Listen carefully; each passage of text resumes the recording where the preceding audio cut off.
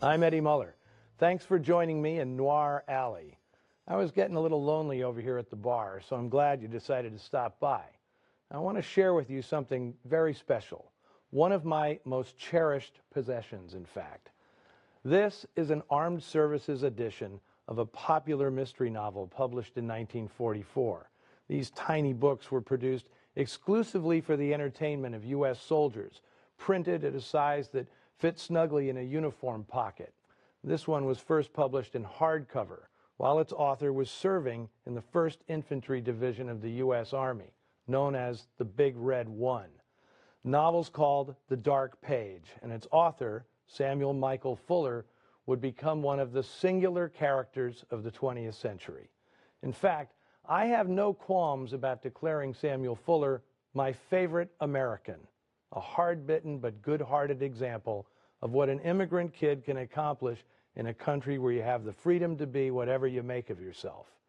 Sam Fuller didn't just live one amazing life, he lived 4. First, as the youngest crime reporter in America during the heyday of tabloid journalism. Then, what must have seemed like a second lifetime, fighting his way across North Africa and Europe and surviving the D-Day beachhead at Normandy. After that, he became the definitive auteur, writing, producing, and directing uniquely original films for several decades.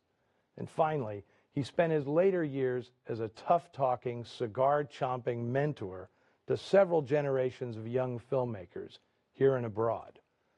I could go on endlessly about my admiration for Sam Fuller, and today's movie, 1952's Scandal Sheet, isn't even a true Sam Fuller film, but it is unmistakably a Sam Fuller yarn. It has a socko premise and a slam-bang story that never lets up. Now, it was so good, Howard Hawks bought the film rights for $15 grand while Fuller was still in uniform. And once back home, having survived wartime experiences he'd eventually pour into his 1982 epic, The Big Red One, Fuller turned The Dark Page into a script with the help of screenwriter Sidney Buckman.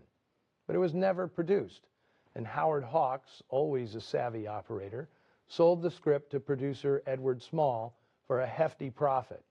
Now, Small intended to make the film with John Payne in the lead. He and the actor had entered into a production triad with director Phil Carlson.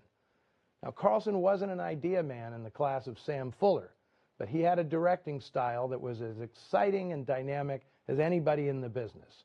And when it came to the rough stuff, nobody was better at it than Phil Carlson. Fuller's fingerprints are still all over this movie in its depiction of the seamy, ruthless, and utterly seductive lure of the newspaper business, which made Sam Fuller the writer that he was.